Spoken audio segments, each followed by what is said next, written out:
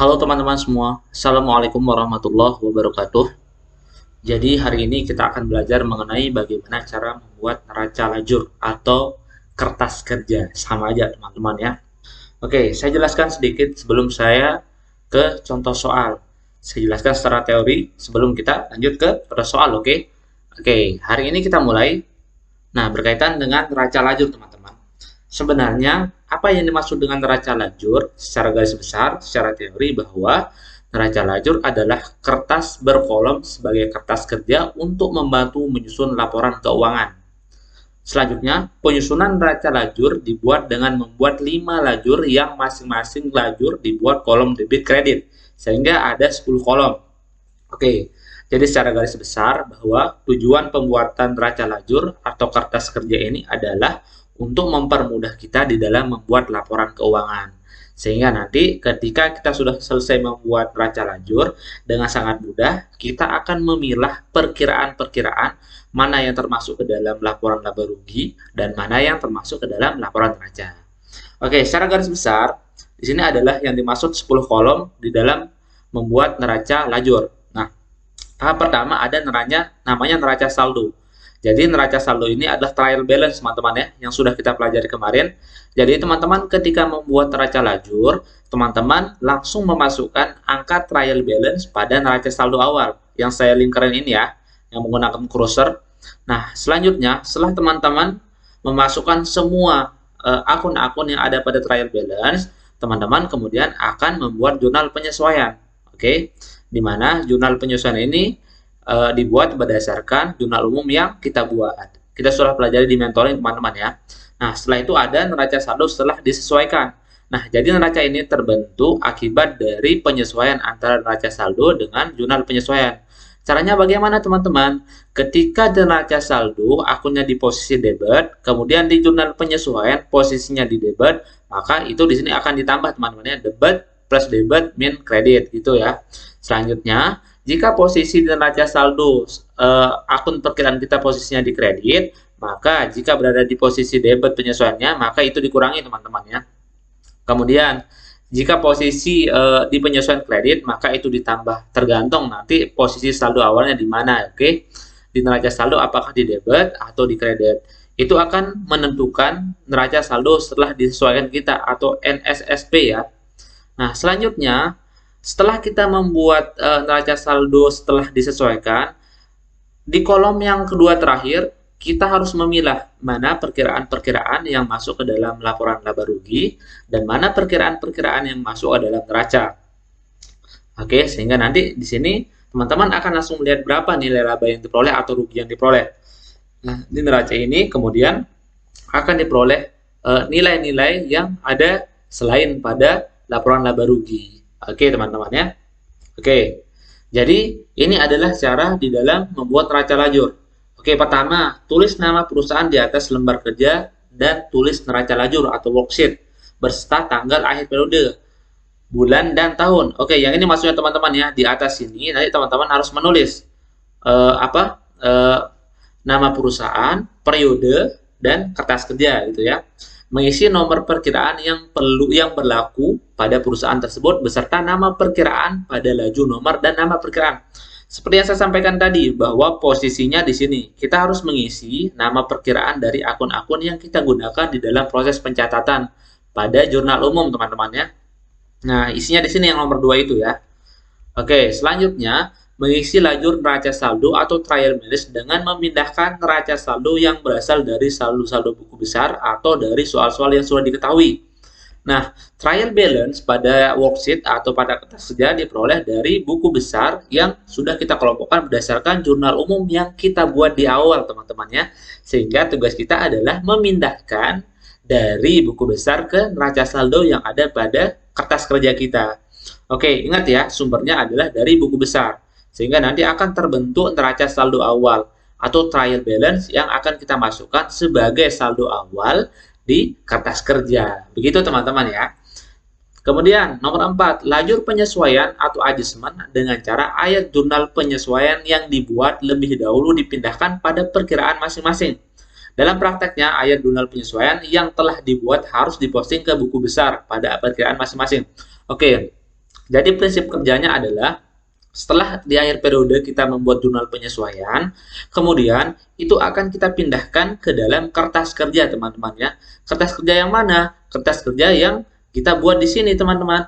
Nah, di sini kita akan pindahkan ke apa? Ke bagian pada kolom penyesuaian. Apakah posisi di debit atau kredit? Tergantung perkiraannya posisi di saldo mana. Oke, selanjutnya nomor 5. Mengisi lajur neraca saldo disesuaikan dengan cara angka-angka perkiraan yang ada di neraca saldo diperhitungkan dengan angka-angka perkiraan yang ada di lajur penyesuaian pada perkiraan yang sama. Oke, maksudnya adalah ketika teman-teman memasukkan jurnal penyesuaian kan nanti perkiraan-perkiraan atau akun-akun tersebut posisinya kemungkinan ada di debit atau di kredit. Oke. Dan neraca saldo teman-teman sudah mengisi di awal ya. Sehingga nanti di sini juga ada perkiraan-perkiraan atau akun-akun yang saldonya berada di debit atau kredit. Nah, proses kerjanya adalah ketika akun-akun di neraca saldo posisinya di debit, kemudian di penyesuaian posisinya di debit, maka itu akan ditambah teman-teman ya. Debit ditambah dengan debit. Kemudian hasilnya di debit. Kemudian selanjutnya, jika posisi di neraca saldo debit, kemudian di posisi penyesuaian kredit, maka caranya adalah di neraca saldo atau akun yang ada di neraca saldo yang posisi di debit dikurangi dengan yang posisi di kredit teman-teman ya, sehingga nanti akan muncul di sini nilainya apakah lebih atau kurang. Oke, caranya sama. Ketika neraca saldo posisinya di kredit, kemudian penyesuaian posisinya di kredit, maka itu ditambah teman-teman ya, kredit ditambah dengan kredit, maka hasilnya ada di posisi kredit. Pasti seperti itu teman-teman ya. Nah, sehingga rumusnya nanti teman-teman tinggal menambah atau mengurangi ya, tergantung posisi saldo di posisi mana. Oke, lanjut yang terakhir yang nomor 6. Setelah neraca saldo disesuaikan selesai, maka baru kita dapat menyusun laporan keuangan atau kita susun terlebih dahulu dalam lajur neraca lajur, yaitu lajur laba dan lajur neraca. Oke, selanjutnya maksudnya adalah setelah kita menyusun neraca saldo setelah penyesuaian berdasarkan dari akun neraca saldo dan penyesuaian. Nah, kita selanjutnya harus memisahkan mana akun-akun yang masuk ke dalam laporan laba rugi atau akun-akun yang masuk ke dalam laporan neraca.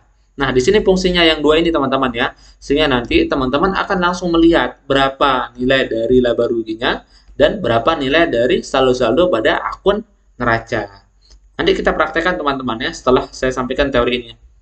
Oke, selanjutnya ini dia teman-teman ya, secara garis besar. Dari sumber yang ini, kita akan menyusun seperti ini. Ini gambarannya. Jadi, trial balance, kemudian adjustment atau penyesuaian, ini NSSP, neraca saldo setelah disesuaikan. Kemudian ini laporan laba rugi, dan ini adalah neraca, teman-teman ya. Nah, maksudnya bagaimana yang tadi teman-teman? Misalkan, supplies atau perlengkapan, posisinya berada di debit, nilainya 250. Oke. Kemudian, ada penyesuaian atau pemakaian perlengkapan di akhir periode, nilainya 100, teman-temannya. Nah, maka saldo di neraca saldo setelah disesuaikan adalah nilai di trial balance atau neraca dikurangi dengan hasil dari penyesuaian teman-teman. Karena di trial balance posisinya di debit, kemudian di jurnal penyesuaian posisinya di kredit. Oke, maka hasilnya adalah 150 di mana 250 akan dikurangi dengan 100 teman-teman ya. Maka hasilnya adalah 150. Kemudian contoh kedua, misalkan di sini ada akun-akun yang posisinya di debit teman-teman ya. Dan kemudian di sini di jurnal penyesuaian tidak ada teman-teman ya. Maka ini tinggal teman-teman pindahkan langsung ke adjustment trial balance atau neraca saldo setelah disesuaikan. Seperti itu teman-teman ya prinsip kerjanya. Nah, contoh lagi yang kedua, misalkan di beban gaji. Oke, di beban gaji saldo awalnya adalah 300 teman-teman ya. Kemudian per tanggal 31 kita membuat jurnal penyesuaian dengan mendebit beban gaji teman-teman ya. Posisinya ada di neraca saldo di debit, kemudian di jurnal penyesuaian di debit. Maka ini teman-teman tinggal tambah aja 300 ditambah dengan 250, maka hasilnya adalah 550. Nah, kemudian seperti yang saya bilang tadi, laporan laba rugi dan neraca tujuannya di sini adalah untuk memisahkan akun-akun mana saja yang termasuk ke dalam laba rugi maupun ke dalam neraca. Contoh di sini, misalkan yang termasuk ke dalam laba rugi ada pendapatan servis atau service revenue teman-teman ya. Nah, ini posisinya di kredit teman-teman ya. Teman-teman tinggal pindahkan ke bagian kolom laba rugi karena pendapatan termasuk dalam laporan laba rugi. Kemudian ada beban-beban, semuanya beban-beban masuk ke dalam laporan laba rugi. Selanjutnya yang masuk neraca mana? Yang masuk ke neraca adalah akun-akun selain dari pendapatan dan beban. Sehingga teman-teman tujuannya tinggal memindahkan aja ke sini akun-akun yang termasuk ke dalam akun neraca. Maka selesai pekerjaan kita teman-teman ya. Maka kita sudah bisa membuat laporan keuangan secara terpisah setelah kita membuat kertas kerja. Karena kertas kerja tujuannya adalah untuk mempermudah kita di dalam membuat laporan keuangan. Oke, ini hasilnya teman-teman ya. Oke, kemudian setelah kita membuat kertas kerja, maka kita akan membuat laporan keuangan berdasarkan dari kolom yang ini teman-teman ya. Kolom income statement sama balance sheet atau kolom laba rugi sama kolom neraca. Nah, kemudian saya lompat ini teman-teman ya, teman-teman bisa baca sendiri nanti berkaitan dengan bagaimana cara membuat laporan keuangan. Oke, nah selanjutnya ini dia teman-teman, contoh dari laporan keuangan berdasarkan yang tadi. Teman-teman bisa lihat ke belakang. Oke, kita lihat dari pertama dari service revenue atau pendapatan service. Di sini pendapatan service nilainya adalah 1.350.000. Oke, setelah kita membuat neraca lajur, selanjutnya kita pindahkan ke laporan keuangan yang bentuknya terpisah teman-teman ya. Tadi itu tujuannya untuk mempermudah kita dalam menyusun laporan keuangan.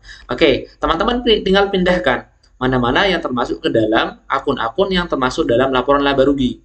Oke, misalnya di sini ada service revenue yang tadi ada 1.350. Kemudian ada beban-beban. Teman-teman tinggal memindahkan akun-akun yang ada pada neraca lajur. Oke, yang ini ya. Setelah teman-teman buat yang ini, selanjutnya teman-teman akan menyusun laporan laba rugi, yaitu dengan memindahkan akun pendapatan dan akun beban-beban ya. Nah, hasilnya adalah nanti akan muncul apakah laba atau rugi teman-teman ya. Nah, pada contoh ini kebetulan angkanya adalah laba teman-teman ya.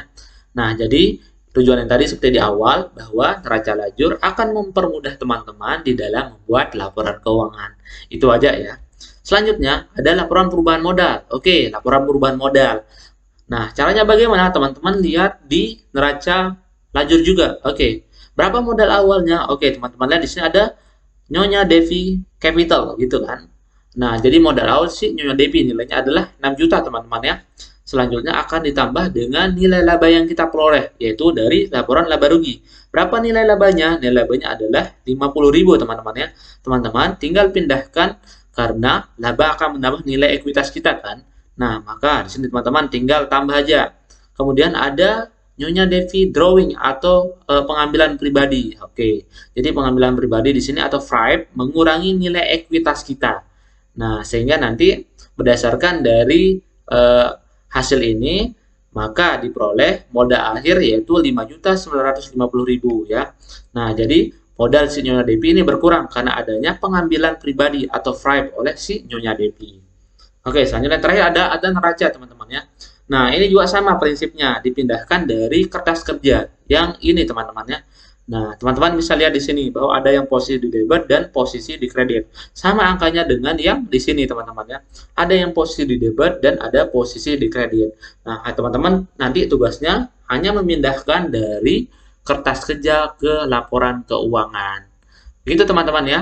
Itu mungkin sedikit penjelasan saya berkaitan dengan bagaimana cara membuat kertas kerja atau neraca lajur. Selanjutnya setelah ini, saya akan menjelaskan bagaimana contoh soal yang sudah kita bahas di mentoring kemarin ke dalam bentuk perhitungan yang sesuai dengan Excel-nya teman-teman ya. Sekian mungkin ini aja yang bisa saya sampaikan untuk materi ini. Terima kasih atas perhatiannya. Assalamualaikum warahmatullahi wabarakatuh.